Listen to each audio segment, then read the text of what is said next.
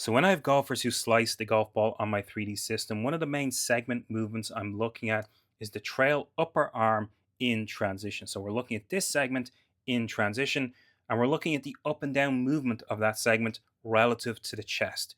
So we've got a graph over here on the right hand side to represent that. Now, if you haven't seen graphs before, let's just bring you through it a little bit quicker so you have an idea you can trace along visually as we go through this. So the letters up here, the A, the T, and the I, represent address, top of backswing, and impact. We've also got this yellow line sitting on the A letter there, and that represents the point in the golf swing that the player is at. So if we simply move this cursor and move this player through, you can see that line also moves as the avatar on the left-hand side moves. We've also obviously got our blue line working through the actual graph over here on the right-hand side, and that represents the vertical up and down movement of the trail upper arm in the golf swing. Now, the reason why we're using the graphs is I want you to see the flow of this movement rather than just look at it as one number on its own. So that's what we're going to look at. So we got our golfer on the left hand side, we got our graph on the right hand side. Let's start into the backswing position. So as we work into this backswing position, what we see is quite a little bit rare that we see that line drop down. So you can see that line kind of lowering itself. You might ask yourself, well, how is the player actually lowering their arm?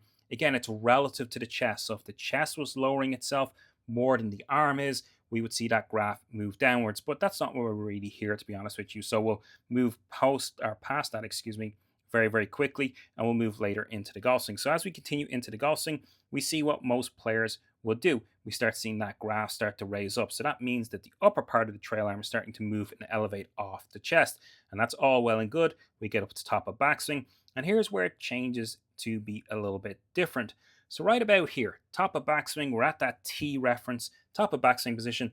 And generally what we would see from there, if we looked over again on the right-hand side, is we would start to see this curve start to come back down, meaning the upper part of that trail arm is starting to move back down along the chest of the golfer. However, this golfer, we get something else. We can have a continuation of the elevation of that upper part of the arm.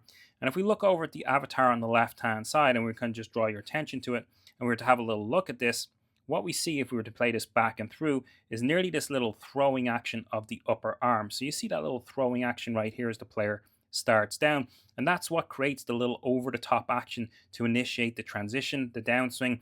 And then the player is really going to have to adapt from there to not have a leftward path direction and therefore creating a slice pattern. So that little post movement, that little elevation, that thrusting up of the upper part of the arm in transition is really causing a lot of issues, even though it looks, relatively speaking, a very small movement.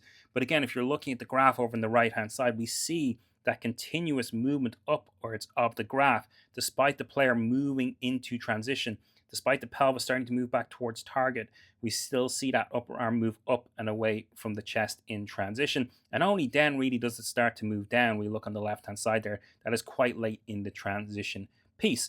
So what else could we look at in terms of the influence of this? Could be influenced, or could it be influenced by the rotation of the chest? Well, let's have a little look.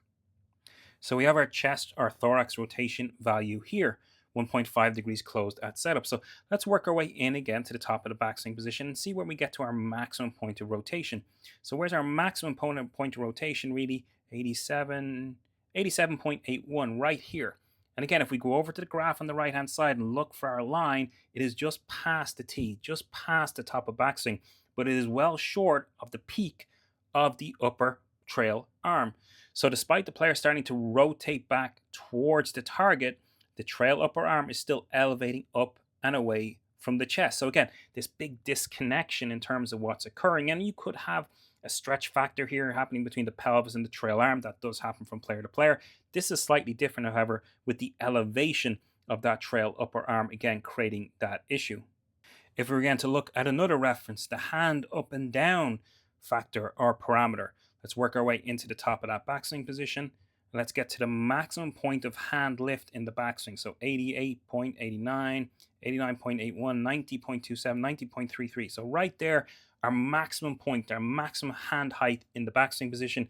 But again, it's also short of when the trail upper arm is moving its most away from the chest. So despite the hand height being the maximum, generally speaking, again, we would see that trail upper arm start to move downwards with the hand height moving downwards.